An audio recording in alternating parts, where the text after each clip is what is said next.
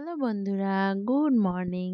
নতুন একটা সকালে তোমাদের সবাইকে সুস্বাগতম। তো আজ আমি ঘুম থেকে উঠেছি ৮টার সময়।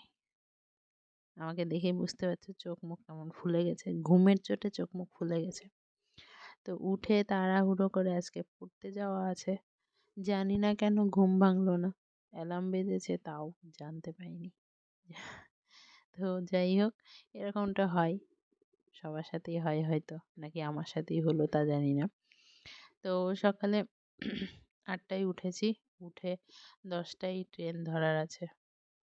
তাড়াহুড়ো করে যা যা কাজ ছিল সম্পূর্ণটা কমপ্লিট করে স্নান করে খেয়ে দেয়ে ব্যাগ গুছিয়ে নিয়ে দৌড় দিলাম স্টেশনে। স্টেশনে গিয়ে দেখি আজকেও ট্রেন লেট। আমি কেন জানি না, কোচিংয়ে ভর্তি হওয়ার পর থেকে এই ট্রেনটা প্রতিদিন লেট করছে। তাও ১-২ মিনিট নয়, পুরো ২০ মিনিট লেট করছে। এই ট্রেনে আমি এর আগেও যাওয়া আসা করেছি।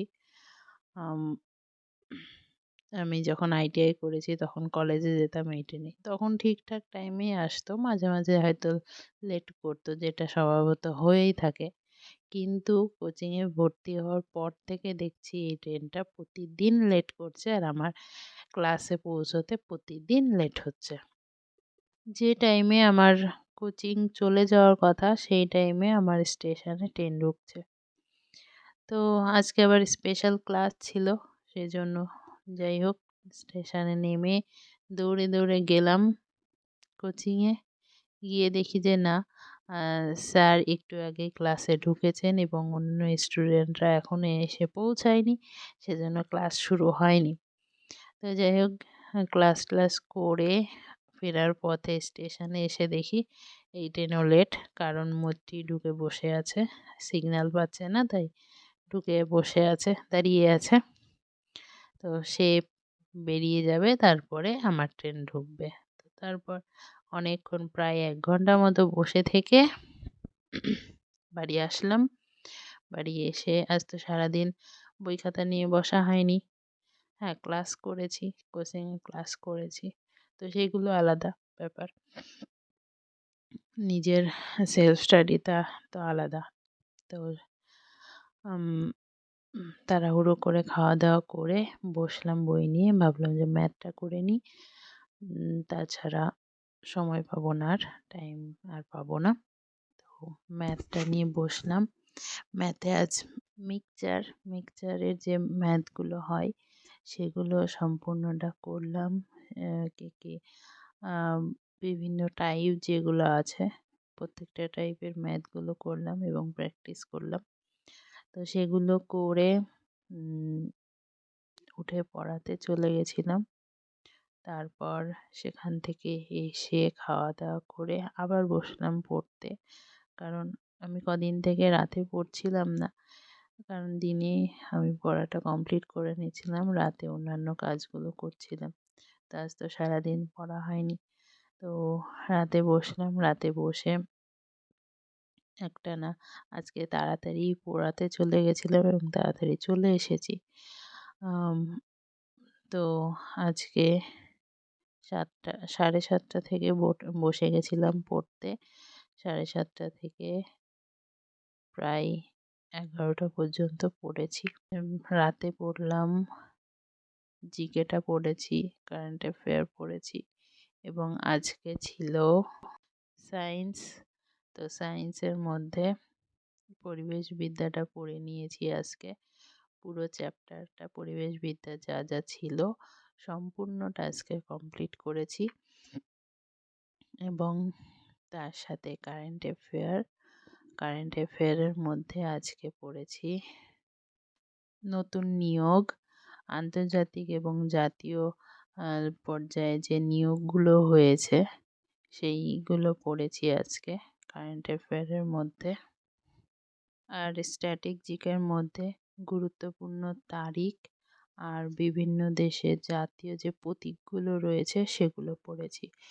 গুরুত্বপূর্ণ তারিখের মধ্যে জাতীয় যুব দিবস ১২ই জানুয়ারি, সৈন্য দিবস ১৫ই জানুয়ারি, দেশপ্রেম দিবস ২৩ জানুয়ারি, প্রজাতন্ত্র দিবস ২৬শে জানুয়ারি, বিশ্ব সংবাদপত্র দিবস ২৯শে জানুয়ারি, শহীদ দিবস ৩০ জানুয়ারি, বিশ্ব ক্যান্সার দিবস 4 ফেব্রুয়ারি, বিশ্ব মাতৃভাষা দিবস 21শে ফেব্রুয়ারি, জাতীয় বিজ্ঞান দিবস 28শে ফেব্রুয়ারি, জাতীয় সুরক্ষা দিবস 4 মার্চ, আন্তর্জাতিক সাক্ষরতা দিবস 8 মার্চ, বিশ্ব ক্রেতা সুরক্ষা দিবস 15 মার্চ, বিশ্ব অরণ্য দিবস 21শে মার্চ, বিশ্ব জল দিবস 22শে মার্চ, সমতা দিবস 5 এপ্রিল, বিশ্ব ঐতিহ্য দিবস 18 এপ্রিল, বিশ্ব মাতৃ দিবস মে মাসের দ্বিতীয় রবিবার, বিশ্ব রেড ক্রস দিবস 8ই মে, বিশ্ব থ্যালাসেমিয়া দিবস 9ই মে, জাতীয় প্রযুক্তি দিবস 11ই মে, আন্তর্জাতিক শিশু দিবস 1 জুন, বিশ্ব পরিবেশ দিবস 5 জুন, আন্তর্জাতিক রক্তদাতা দিবস 14ই জুন, আন্তর্জাতিক যোগ দিবস 21শে জুন, ডাক্তার দিবস 1 জুলাই, ক্রিসমাস ডে 25শে ডিসেম্বর, কৃষক দিবস 23শে ডিসেম্বর, বিশ্ব একতা দিবস 20 আগস্ট, বিশ্ব জাতীয় খেলাধুলা দিবস 29শে আগস্ট, আন্তর্জাতিক অহিংসা দিবস 2 অক্টোবর, শিশু দিবস 14ই নভেম্বর,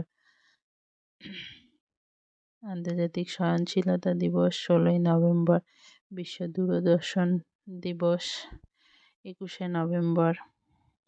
তো এই দিবসগুলো পড়েছি এবং তার সাথে বিভিন্ন দেশের জাতীয় প্রতীক, যেমন ইতালির শ্বেতপদ্ম, জাপানের চন্দ্রমল্লিকা, হংকং অর্কিড গাছ, লেবানন পাইন জাতীয় গাছ, নেদারল্যান্ড সিংহ, নিউজিল্যান্ড ফার্ন, কিউই পাখি, নরওয়ে সিংহ, পাকিস্তান অর্ধচন্দ্র ও জুঁই ফুল, পোল্যান্ড ঈগল, সেনেগাল বাওবাব বৃক্ষ, অস্ট্রেলিয়া ক্যাঙ্গারু, বাংলাদেশ জলপদ্ম বা লাল বর্ণের বৃত্ত, ইউনাইটেড কিংডম গোলাপ, ইউএসএ স্বর্ণদণ্ড ঈগল।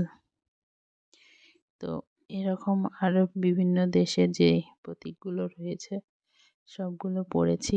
তো তারপর আজ আর বেশি রাত করব না, তাড়াতাড়ি ঘুমিয়ে পড়ব, কারণ কাল আবার উঠতে হবে। তো আজকের ভিডিওটা এই পর্যন্তই শেষ করছি। আমার এই ভিডিওটা যদি তোমাদের একটু ভালো লেগে থাকে বা কোনো উপকারে এসে থাকে তাহলে অবশ্যই লাইক, কমেন্ট এবং শেয়ার করে দিও বন্ধুদের মাঝে। আবার দেখা হচ্ছে কাল, ততক্ষণের জন্য টাটা।